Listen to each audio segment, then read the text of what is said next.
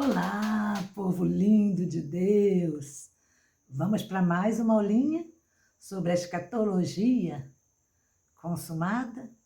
Nós fizemos uma introdução, depois fizemos mais 2 vídeos vindo sobre as nuvens, e agora nós vamos ver um pouquinho a escatologia do apóstolo Paulo. Vamos conversar um pouquinho sobre a escatologia do apóstolo Paulo. Vimos sobre a escatologia de Jesus, Mateus 24, confirmando lá no Apocalipse, que é o mesmo Jesus, né? Que manda aquele anjo, então, dizer para João todas aquelas coisas que fala lá no Apocalipse, que nós vamos estudar bastante, tem muitos temas, muitos temas. Não vamos ter pressa, vamos estudar devagarinho.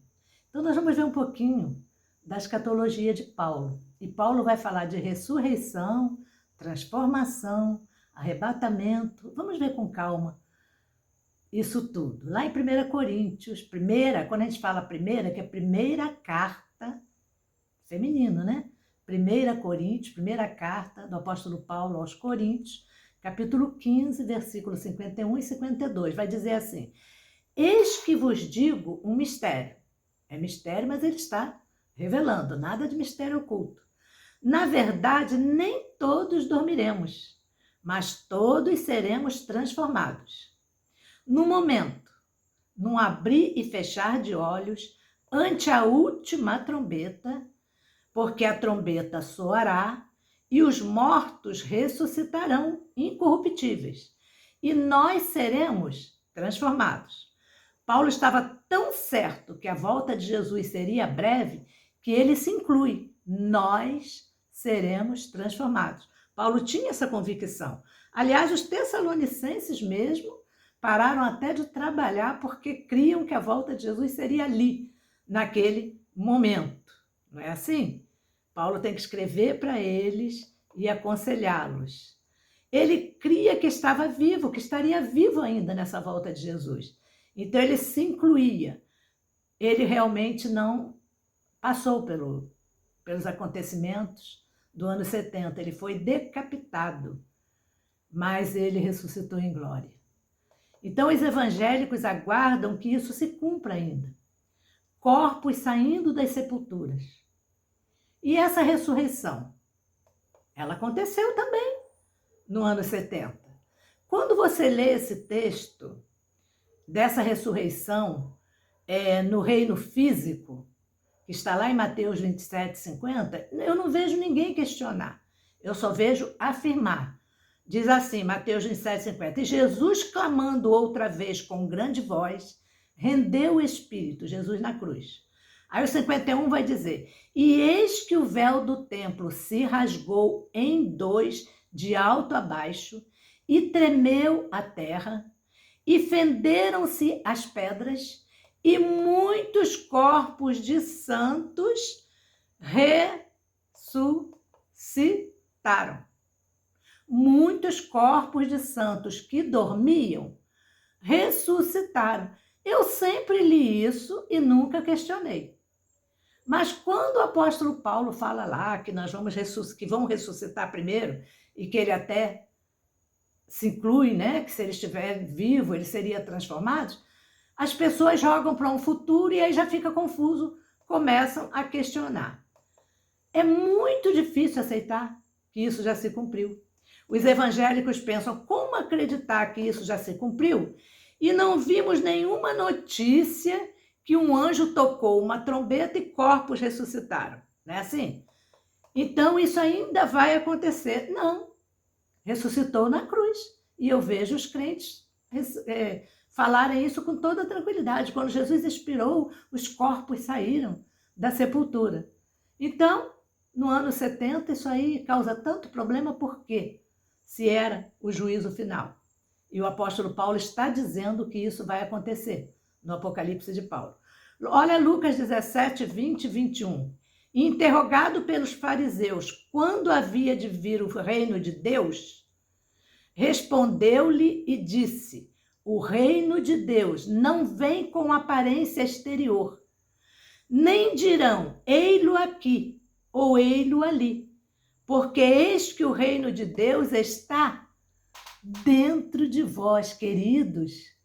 Quando aqueles fariseus, quando os sacerdotes estavam preocupados em ver o reino de Deus, Jesus diz, ele não vem com aparência exterior.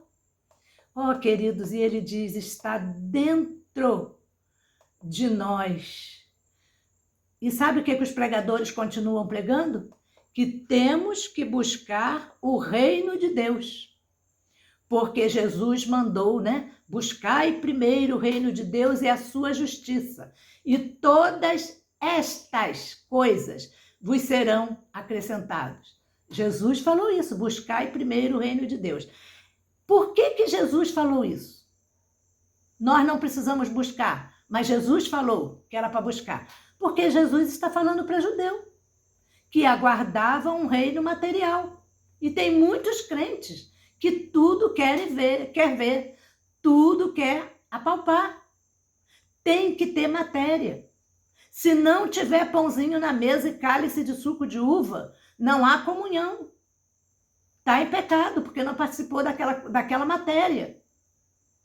Se um crente está doente em casa, tem que levar para ele lá, porque aquela matéria ele não pode ficar sem.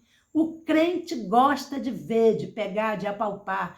Quando o Filho da Graça vive pela fé, não de obras. Então vejam, os pregadores usam buscai primeiro o reino de Deus e a sua justiça, como se nós tivéssemos que buscar o reino de Deus. Não!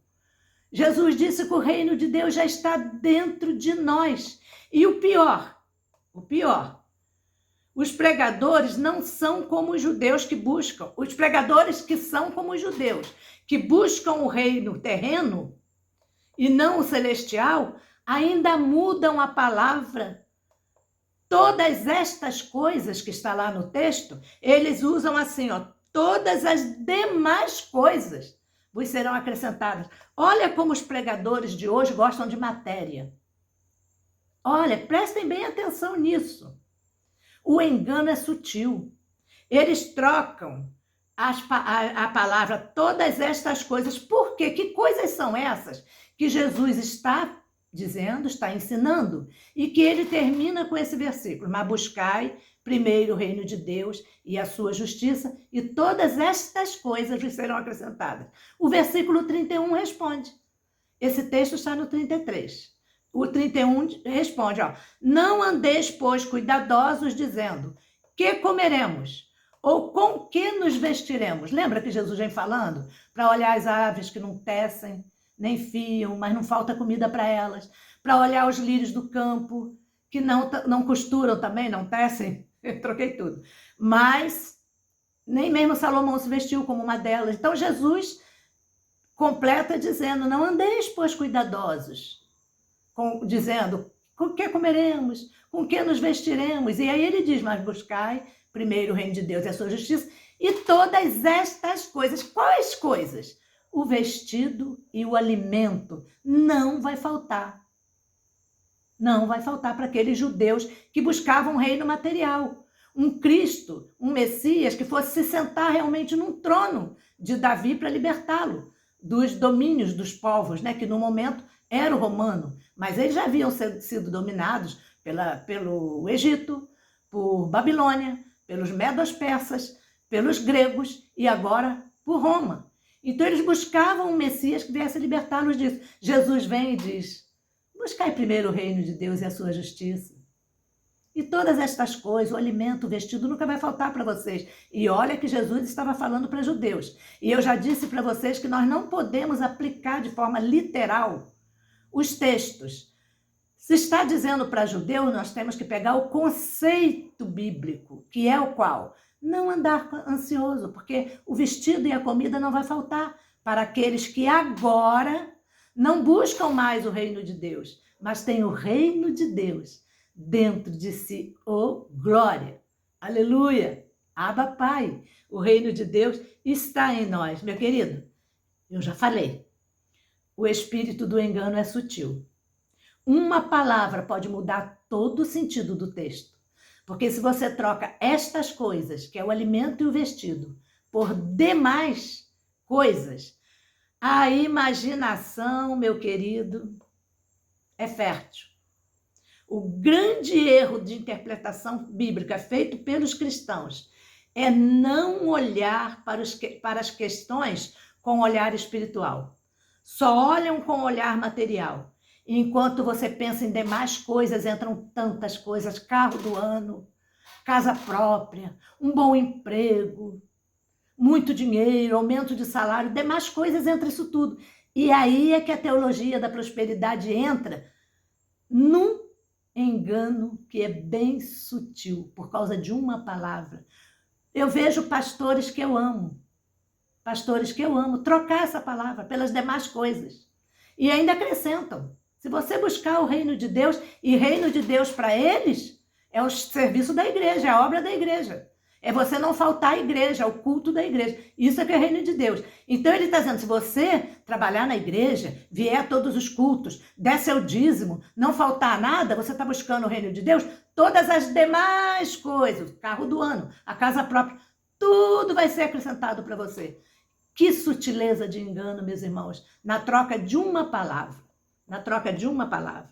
Então, aprendam, querido, o reino de Deus é algo espiritual e ele está dentro de nós. Crente da graça, cristão, filho de Deus, povo escolhido, povo de propriedade peculiar, não busca o reino de Deus. Ele já está implantado em nós. Isso é graça, meus queridos irmãos. Graça sobre graça. Que Deus te abençoe.